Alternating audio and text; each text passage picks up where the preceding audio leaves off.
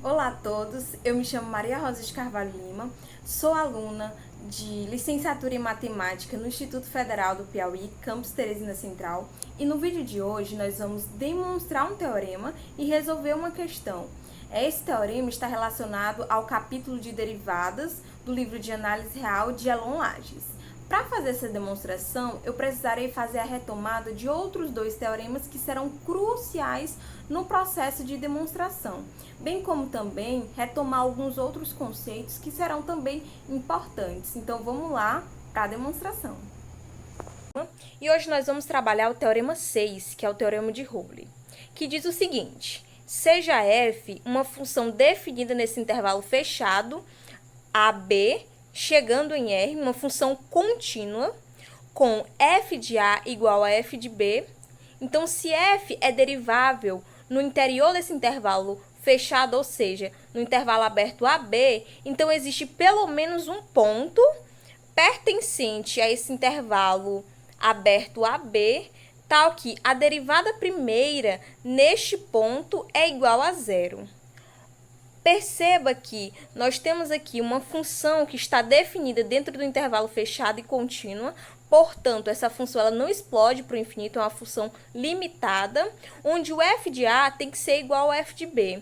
Ou seja, se a gente imaginar um pouco graficamente, eu começo o gráfico numa certa altura e termino o gráfico nessa mesma certa altura, por conta desta condição aqui, ó.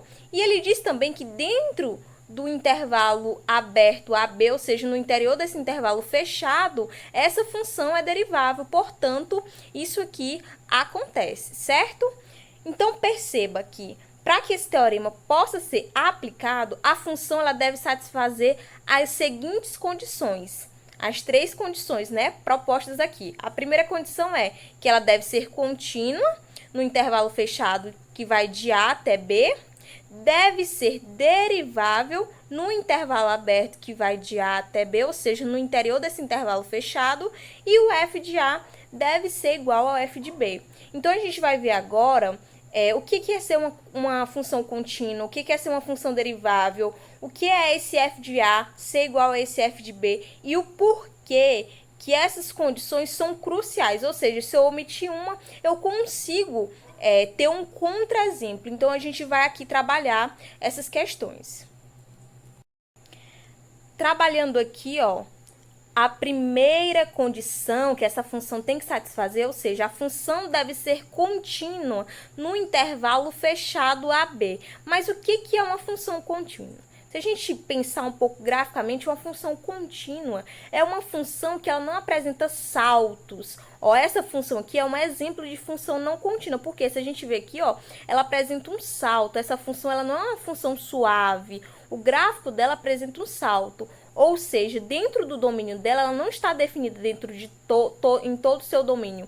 Para que uma função seja contínua, ela tem que estar definida dentro de todo o seu domínio. Então, se a gente perceber aqui ó, na direita, essa aqui é uma função contínua, porque ela não apresenta saltos ó, no gráfico e ela está definida para todo ponto no seu domínio. Então, essa aqui é um exemplo de função contínua. Então, para que a função seja contínua, é necessário que isso aconteça, certo? E essa é basicamente assim, uma interpretação gráfica do que acontece. Mas por que é necessário, para que esse teorema seja aplicado, que essa função seja contínua? Perceba, aqui nós temos uma função que o f de A é igual a f de B, derivável, porque se a gente ver aqui, ó, é uma função do primeiro grau, que é derivável, só que ela não é uma função contínua. Então, o que acontece? Se eu ocultar uma das informações, o teorema já não se aplica. Então, é necessário que a função seja contínua. Então, esse aqui é um contra-exemplo. O f de A igual a f de B é derivável, porém, não é contínua, certo? Então, agora a gente vai para a segunda condição que a função deve satisfazer. A segunda condição que a função deve satisfazer é que ela deve ser derivável no intervalo aberto que vai de A até B, ou seja, no interior daquele intervalinho fechado, né, que a gente está tratando. Mas o que significa essa função ser derivável? Para que uma função seja derivável, ela não, no seu gráfico, ela não pode acontecer bicos. Ou seja, nesse ponto aqui, onde tem esse bico aqui, a derivada desse ponto aqui não é definida, portanto, essa função aqui é não derivável. Então, o gráfico de uma função derivável, ele não apresenta bicos. Então, perceba aqui, ó, que esse gráfico aqui é um gráfico de uma função derivável, porque ele não apresenta bicos. Esses bicos são justamente onde a derivada não é definida neste ponto. Mas por que é crucial que a função seja derivável? Vamos ver aqui um contra-exemplo. Perceba essa função, f de A é igual ao f de B, é uma função contínua, porém apresenta um bico, ou seja, é não derivável. Então, ela se encaixa nas outras condições, porém não se encaixa na terceira, ela é não derivável. Então, essa função aqui, ó, é um contra-exemplo de que é necessário que a função tenha as três condições, que as três condições sejam atendidas, certo? Agora, a gente vai para a última condição. A última condição, ela fala que o f de A deve ser igual a f de B. Perceba que nessa primeira função, nós temos f de A igual a f de B, é uma função contínua, né? Ó, o seu gráfico é bem suave, não apresenta saltos, é uma função derivável porque não apresenta bicos. Então, essa função aqui, ela se enquadra em todas aquelas três características que são necessárias para que o teorema de Rowley seja aplicado. Porém, a gente vê aqui nesse contra-exemplo, ó, onde o f de A não é igual ao f de B, essa aqui é uma função contínua, é derivável porque é uma função do primeiro grau, porém, o f de A não é igual ao f de B. Então, a gente consegue achar um contra-exemplo. Então, é crucial que a função atenda às três condições necessárias para que o teorema seja aplicado. Então, nós já vimos as três condições, o que significam essas três condições e o porquê que é crucial que a função atenda a essas três condições. Então, se eu omitir uma, as outras podem ser atendidas, porém, não vai ser, o teorema de Rowley não vai poder ser aplicado. Então, se a gente ver aqui graficamente, a gente perceber aqui uma interpretação geométrica do teorema de Rowley é justamente essa aqui, ó, porque nós temos um intervalo fechado, né, uma função contínua nesse intervalo fechado, ela não apresenta saltos, uma função derivável, porque não apresenta bicos, e uma função onde o f de A é igual ao f de B. Perceba que nesse ponto C aqui, ó, a derivada dele vale zero, então a gente já encontrou um ponto no intervalo de A, que vai de A até B, onde sua derivada é igual a zero. Se a gente perceber, nós temos outros dois pontos. Por que que isso acontece? Por que que eu consigo dizer que a derivada aqui é igual a zero? Derivada é a inclinação, nos fornece, né, a inclinação da reta tangente em relação a um ponto. Mas o que que acontece aqui? Quando a derivada é igual a zero, isso significa que essa reta não tem inclinação, ou seja, essa reta é paralela ao eixo x. Então, ó, nesses pontos aqui, a derivada é igual a zero. Então, nós achamos aqui 3, né? No teorema, a gente tem que achar pelo menos 1. Ele diz que existe pelo menos um ponto dentro desse intervalo onde a derivada primeira vale zero. Então, antes de começarmos a nossa demonstração em si, vamos relembrar aqui dois teoremas fundamentais para a nossa demonstração, né? Que estão relacionados com a ideia de máximos e mínimos, certo? O teorema de Wright diz assim, ó, se f for contínua no intervalo fechado AB, então existirão x1 e x2 em AB, nesse intervalo fechado, né? Tais que f de x1 é menor ou igual a f de x, que é menor ou igual a f de x2, para todo x em AB. O que isso quer dizer, ó?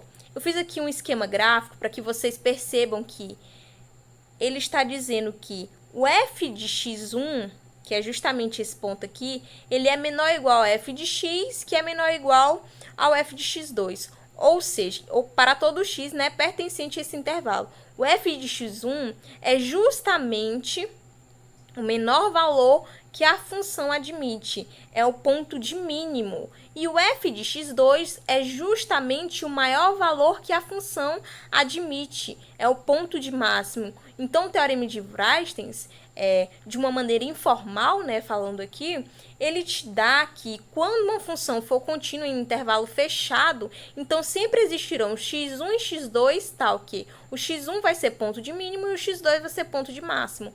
Então, sempre que eu tenho uma função contínua em intervalo fechado, eu sempre vou admitir um ponto de máximo e um ponto de mínimo, certo? Então, essa é a informação crucial que a gente deve saber para que a gente possa utilizar isso lá na nossa demonstração do teorema de Rowley. Então, vamos aqui ver o teorema de Fermat. O que diz o teorema de Fermat? Seja f, né, uma função definida em um intervalo aberto AB e Czinho pertencente a esse intervalo aberto, se f tem um extremante local em C, ou seja, esse Czinho é ponto de máximo ou de mínimo, e existe uma derivada nesse ponto, então a derivada nesse ponto será justamente zero. Então, o teorema de Fermat, ele te auxilia justamente nisso. Se você tem um intervalo aberto, onde uma função está definida nesse intervalo, e tem um Czinho pertencente a esse intervalo aberto, e ele é um extremante local, então, se existe uma derivada nesse ponto, a derivada nesse ponto vai ser igual a zero. Então, vamos lá agora para a demonstração. Então, pessoal, vamos lá começar aqui a nossa demonstraçãozinha. O que acontece? Vamos aqui ver o enunciado novamente, né, do teorema de Rowley. Ele diz, justamente, nós temos uma função, né, definida nesse intervalo fechado AB, e essa função é contínua. Opa, perceba uma coisa. Lembra lá do teorema que a gente acabou de retomar, o teorema de Weierstrass, que ele diz o seguinte: se uma função for contínua em um determinado intervalo fechado AB, então existirão x1 e x2, tal que x1 vai ser ponto. X1 é ponto de mínimo e x2 é ponto de máximo. Então, vamos lá, ó. Pelo teorema de Weierstrass,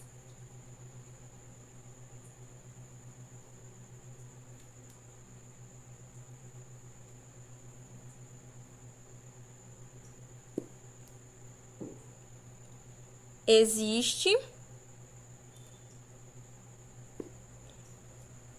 x1 e x2, né, pertencentes a esse intervalo fechado AB,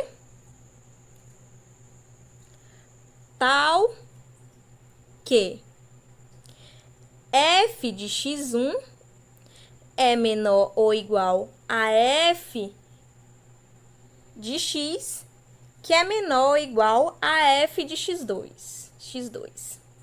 Ou seja, x1 é ponto de mínimo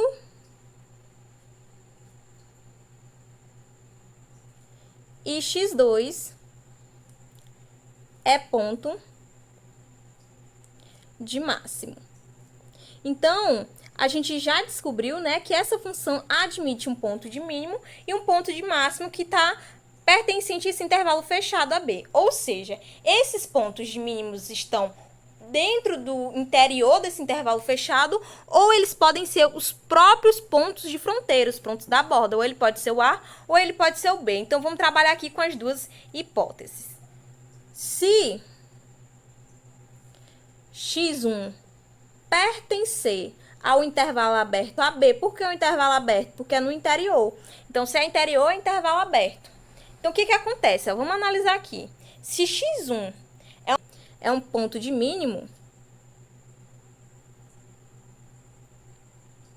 se x1 é um ponto de mínimo e ele pertence a esse intervalo aberto, o que diz o teorema de Fermat? Vamos lembrar. O teorema de Fermat, ele diz justamente que se uma função está definida no intervalo aberto, né, e existe um certo número pertencente a esse intervalo, e ele é um extremante local, ou seja, ou ele é um ponto de mínimo ou é um ponto de máximo, e existe uma derivada nesse ponto, e a gente sabe que existe uma derivada nesse ponto porque a função é derivável.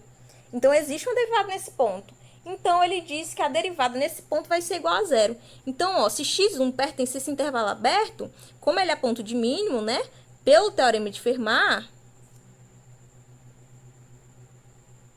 teorema de Fermat, temos que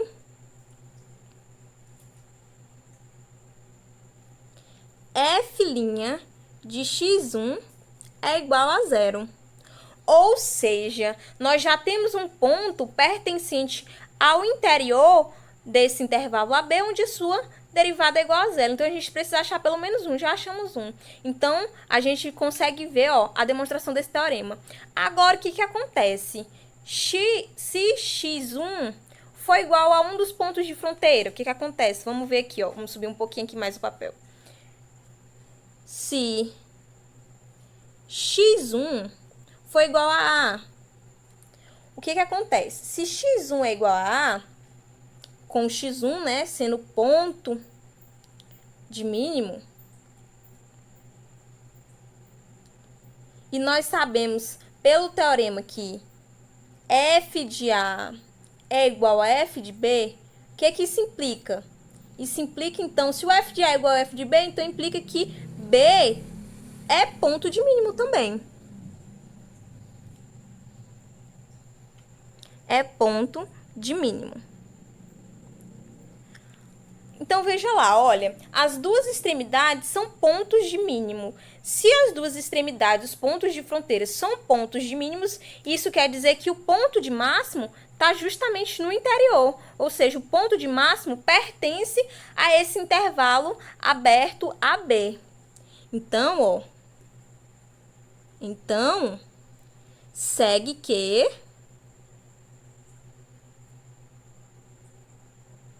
x2, que é ponto de máximo,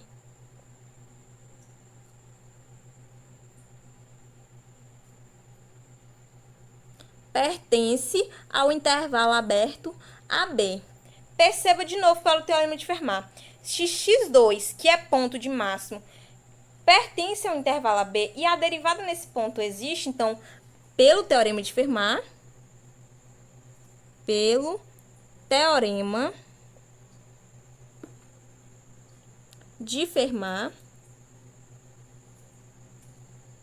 a derivada nesse ponto, f' de x2, vai ser igual a zero. Novamente, nós conseguimos encontrar um ponto onde a derivada desse ponto é igual a zero e esse ponto está dentro do intervalo aberto AB. Como quer demonstrar justamente o teorema. Então, nessas duas possibilidades, a gente conseguiu demonstrar o teorema. Então, essa é a demonstração do teorema de Rowley.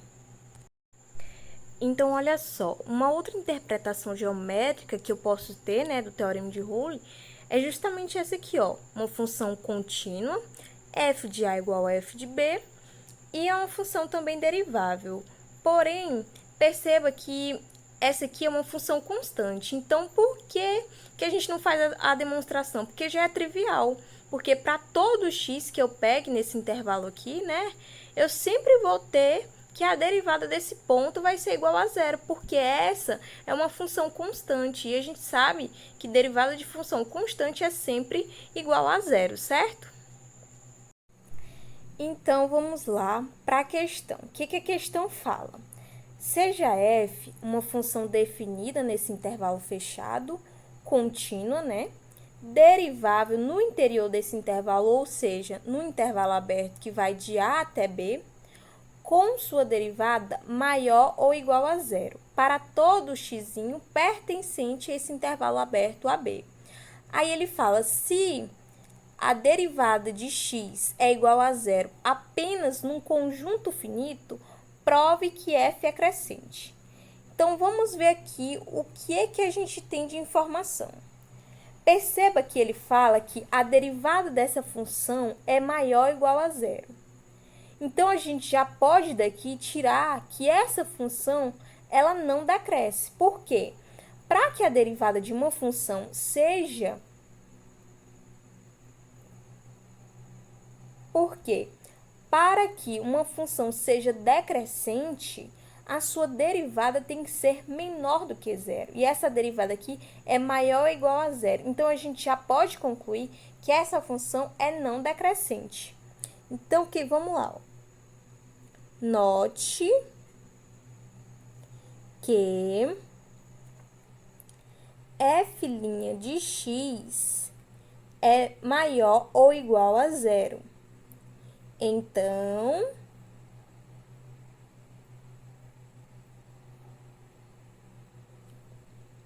f é não decrescente. Então, a gente já sabe que essa função ela é não decrescente. Significa dizer que, dado um x menor do que o y, o f de x é menor ou igual ao f de y, ou seja, pode ser igual ou pode ser menor ou igual, porque a derivada é maior ou igual a zero. Como a gente quer provar que essa função, né, a gente quer provar que essa função ela é uma função crescente, a gente vai provar isso por absurdo. Então, o que vamos fazer? Supondo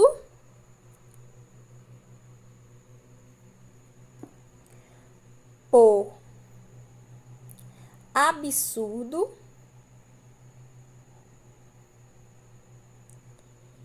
que f não seja crescente.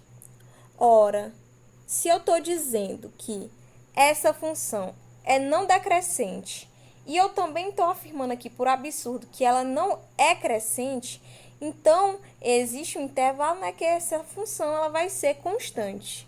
Ou seja,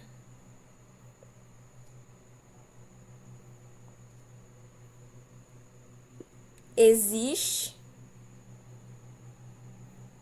x, né, menor do que y, pertencente a esse intervalo aberto AB, tais que o f de x é igual ao f de y. Logo, né, f é constante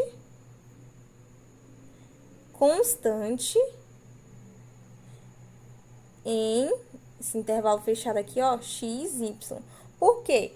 Porque eu estou supondo, né, que essa função não seja crescente e que o f de x é igual a f de y. Então, f é constante nesse intervalo aqui.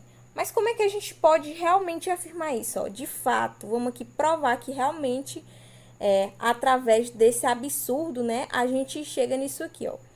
De fato, pois, dado, vamos pegar aqui um mzinho, né, pertencente a esse intervalo xy, então, estou pegando um ponto, né, qualquer, pertencente a esse intervalo. Então, se eu estou pegando um ponto pertencente a esse intervalo e esse intervalo está dentro de f, né, que é uma função decrescente, é válida a seguinte afirmativa. Então, ó, pois dado um mzinho pertencente a esse intervalo fechado, é válido que f de x é menor ou igual a f de mzinho, que é menor ou igual a f de y. Isso aqui é válido porque é uma função não decrescente, como eu já havia dito para vocês. Definição, né, de maneira algébrica do que seria uma função não decrescente.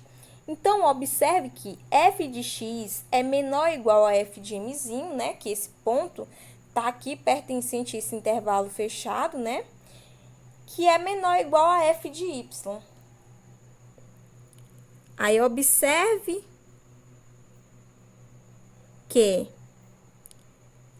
como o f de x, né, é igual a f de y, então, a gente tem, ó, que f de x é igual a f de y. Consequentemente, o f de m tem que ser igual a f de x, que também é igual a f de y. Então, ó, observe que, como f de x é igual a f de y, isso aqui implica que o f de x também é igual ao f de mzinho. Ou seja, o que a gente acabou de provar? Que essa função é constante, porque eu peguei aqui, ó, um mzinho arbitrário no intervalo, onde o f dele, o f de mzinho, é igual a f de x. Ou seja, para qualquer ponto que eu pegue nesse intervalo, eu vou ver que as imagens são iguais, porque nesse intervalo f é constante. Então, eu já provei, ó, que de fato, né, isso aqui acontece. Então, disso nós temos uma conclusãozinha, ó. Se eu tenho um intervalo onde esse intervalo a função é constante, nós temos que de x, né, é igual a zero, vai ser igual a zero, numa quantidade infinita de pontos, porque dentro do intervalo eu tenho uma quantidade infinita de pontos. Então, vamos escrever isso aqui, ó. Então, disso, né, dessa situação, nós temos que f' de x é igual a zero numa quantidade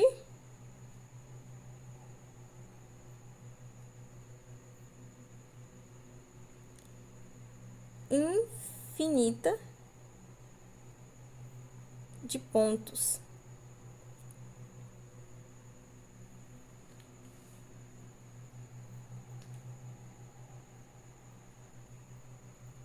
Pois, para todo x, vamos aqui, pertencente a esse intervalo fechado xy,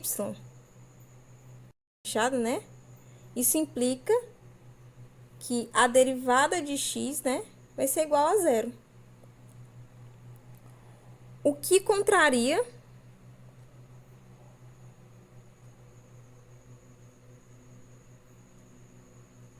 a hipótese. Porque a hipótese diz, né, que a hipótese diz que f' de x é igual a zero apenas num conjunto finito. Logo, f é crescente.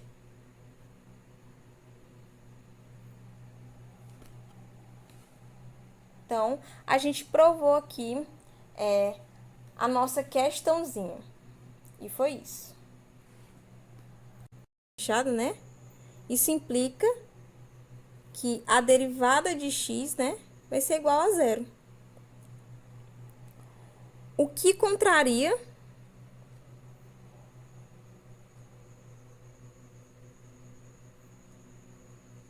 a hipótese.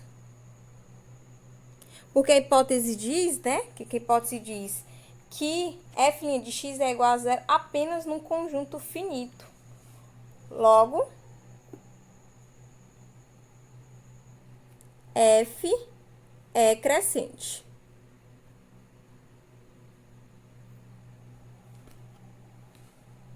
Então, a gente provou aqui a nossa questãozinha. E foi isso.